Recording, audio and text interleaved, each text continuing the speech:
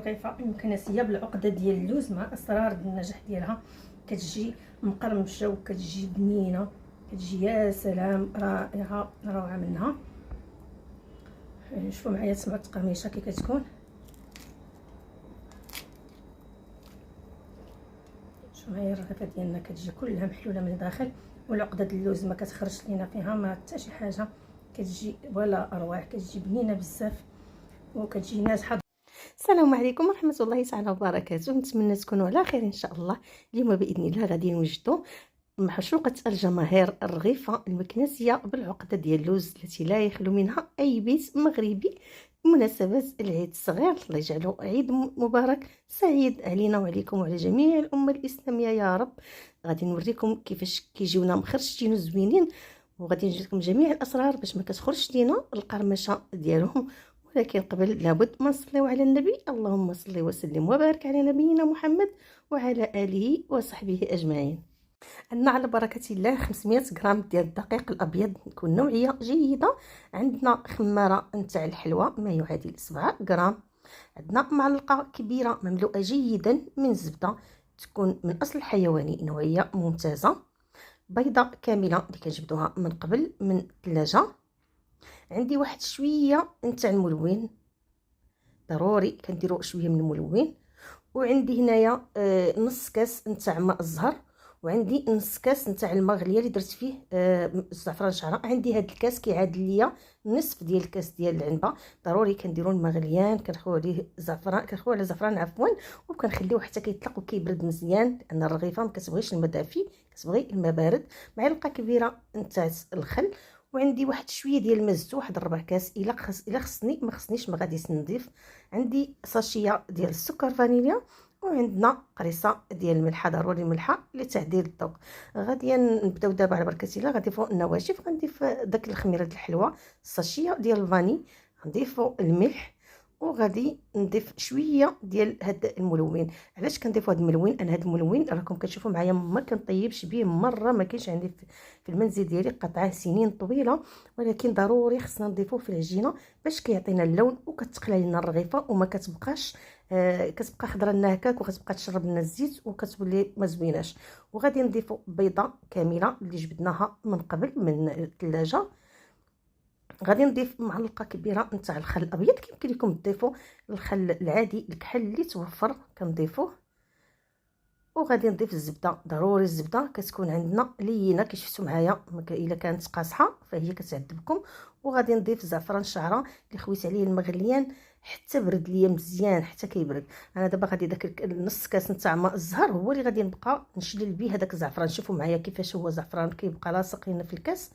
غادي نعاود نشلل به لان بالي الزعفران ديالي باقي في الكاس. شوفوا معايا مازال كيفاش هو باقي فيه اللون. عندنا دابا هنايا كاس ديال العنبه، نص ديال الماء ديال الروبيني ونص ماء الزهر، صافي كنعجنوها غير بكاس نتاع الماء. وغادي نخلي حدايا هذا الربيع نتاع الماء. الا خصني الماء غادي نزيدو، من الاحسن تضيفوا بالتدريج باش ما ترخفش لكم العجينه، ما تكونش جاريه بزاف. اصلا العجينه نتاعنا فيها الزبده فهي كتكون رطيبه وكتكون زوينه وحنينه بزاف، وكتكون زوينه في الخدمه نتاعها.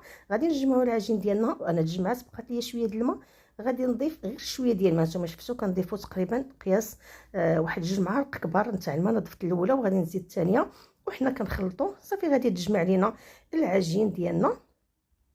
ودابا غادي ندلكوها مزيان غندلكوها ونجمعوها وندلكوها مزيان. هانتوما غادي تشوفوا معايا كيفاش غادي تكون الشكل ديالها. ها هي كيفاش هي ديال العجين ديالنا. دابا غادي نعطيوها شويه ديال الكف لان ضروري خصها تعجن وتدلك مزيان باش كتجينا الرغيفه المكنسيه ناجحه وكتجينا النتيجه اللي كنبغيوها. هكذا كتكون مخيرشه وكتكون غزاله وكتجي شهوه منها. غندلكو العجينه صافي. كندلكو العجينه ديالنا مزيان، كنعطيو ليها الكف حتى كتولي رطبه. شوفوا معايا التكستير ديالها كيفاش كتكون. دابا غادي ندوزو نديروها في الفيلم اليمونطير ونخليوها تزيد تعطينا الطعم مزيان بيد وجدنا العقده نتاع اللوز. بالنسبه للعقده نتاع اللوز عندي ربعه نتاع اللوز اللي خويت على الماء غليان وفركتها وغسلتها وخليته حتى نشف، وطحنته الطحنه الاولى بوحديه. الطحنه الثانيه كنطحن معها 3 معالق كبار ديال السكر سنيده. شفتوا معايا كيفاش كيكون. كنضيفوا ليه واحد الساشيه اللي منكها بالنسمه نتاع الزهر وشويه نتاع المسكه حره، انايا دقيتها باقا طريه. وغادي نضيفوا شويه ديال القرفه معلقه كبيره نتاع الزبده اللي كتكون بومبي، زبده حيوانيه اللي كنجبدوها من قبل من الثلاجه، وكذلك بيضه كامله اللي كنجبدوها من قبل من الثلاجه، كتكون عندنا بدرجه حراره المطبخ. غادي نجمع هاد العناصر ندخلهم في بعضهم باش تجمع لينا هكذا العقده اللي شفتوا معنا. هذا هو الشكل اللي كنحصلوا عليه. كنبداو في البلاصه كنشكلوا كويرات كنبسطوا عليهم هكا باليد نتاعنا، واللي كنشكلوها كنوضعوها هكذا في البلاطو. علاش ضفنا هذيك البيضه؟ هذا هو السر اللي قلت لكم، باش ما تخرجش لينا العقده ديال اللوز ملي كنكونوا تنقليوها، ما كتخرجش لينا، كتبقى كامله. صافي بعد ما شكلنا هذوك الكويرات كنغطيهم بالفيلم اليمونتير وكنحطهم جانبا، وكنبداو كنشكلوا في الكويرات. قبل كناخذ شويه الزويته وكنبداو كندهنوا البلاطو فين غادي نوضعوا الكويرات نتاع الجديد. هاد الكويرات اللي كنشكلوا بالعجين فهي كتكون عندنا كويرات صغيره بزاف بحجم المشمشه. الكره اللي درناها كنشكلوها هكا وكنقادوها مزيان وكنوضعوها في البلاطو اللي زيتناه حتى كنكمل بنفس الطريقه. من بعد غادي نغطي على العجينه ديالي، ما كنخليوهاش هكا عريانه لانها كتشقق لينا وكتنشف دغيا، وكنبداو في البلاصه كنطلقوا، ما كنخليوهاش مازال ترتاح. ارتاحت في المره الاولى وعندنا العجينه رطيبه وزوينه، ما كنعاودوش نحتاجو غير وكان خصنا ضروري نغطيو العقده ديال اللوز باش ما كتنشفش، وكذلك العجينه باش ما كتنشفش وما كديرش لنا هذيك القشره من الفوق. كناخد هكا زويته وكنبدا كنطلق في الرغيفات ديالي ولا في العجين ديالي بهذا الشكل هذا. كنطلقوها مزيان باش ما كتجيناش الرغيفه مدقسه وكتجي ملبزه وكتجي معجنه. خصها تكون مورقه مزيان حتى كيظهر لينا سطح العمل. راه هاد الطريقه هذه ما كاين ما احسن منها البنات، واخا ديك الطريقه الاخرى اللي تقولك هذه دغيا سريعه ما كتعطيش نتيجه زوينه، ما كاين ما احسن من الاصلي. انا بعدا جربت جميع الطرق ولكن هذه كتبقى هي الطوب.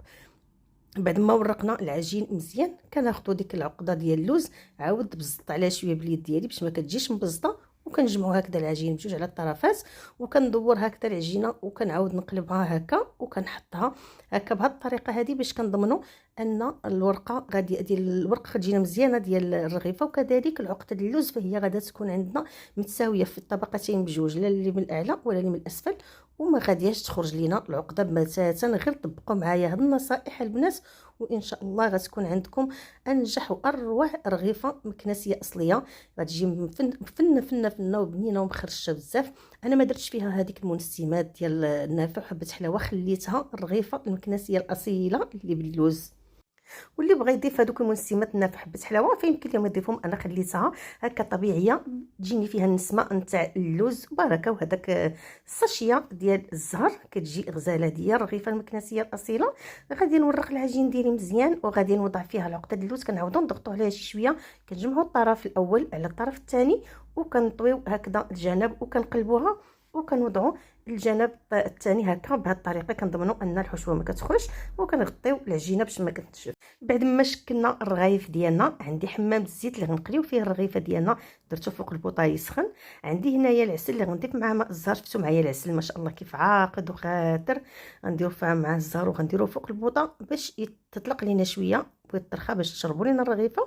وغادي نبداو باول اول رغيفه. شفتوا معايا العجينه ضروري تبقى مغطيه، غير كنطلقوها هكذا شويه بالصبيعتين ديالنا ماشي بزاف، وكنوضعوها مباشره في حمام الزيت اللي كيكون سخون، ماشي ما كنخليوهاش الزيت حتى كتسخن بزاف كتحرق وكتبدا غير كتشوط لينا في الرغيفه. النار ما كتكونش مرتفعه بزاف، كتكون ما بين وبين. صافي وكنبداو هكا كنقادوهم. شفتوا معايا الرغيفه ديالنا فهي ما شاء الله كتبدا في البلاصه كتنفخ. صافي كنبقاو كنقلبوا هكا الرغيفه على الواجهتين حتى كتتقلى، هي دغيا كطيب، غير وكان النار ما تكونش مرتفعه بزاف باش ما يتخطفوش دغيا ويتحرقوا. واللي قليناها كنوضعوها مباشره في هذيك العسيله اللي زدنا عليها ماء الزهر ورخيناها هكا ترخفات، وغنخليوها واحد الوقت هكا حتى كتطلق. هانتوما شوفوا معايا كندير وحدين اخرين، شفتوا معايا ما شاء الله العقده نتاع اللوز ما كتخرجش لينا لا في القلي ولا في حتى حاجه، كتبقى في البلاصه ديالها. نعطيتكم جميع الاسرار النجاح ديالها. وكناخذ هنا واحد الطاوه الفران اللي دوزت فيها واحد الشبيكه وكنديروا رغيفات يتقطروا من العسل. وهما الرغيفات ديالنا بعد باغيناهم، شفتوا معايا كيجيو رغيفات ولا اروع، كيبقاو مخرشين وكيبقاو مده طويله وهما مخرشين وكيبقاو زوينين وكيجيو بنانين وكيجيو روعه. درتكم جميع الاسرار ديال النجاح ديالهم. نتمنى تدعموا لا فيديو بالبارطاج وكذلك بالضغط على زر الاعجاب فضلا وليس امرا.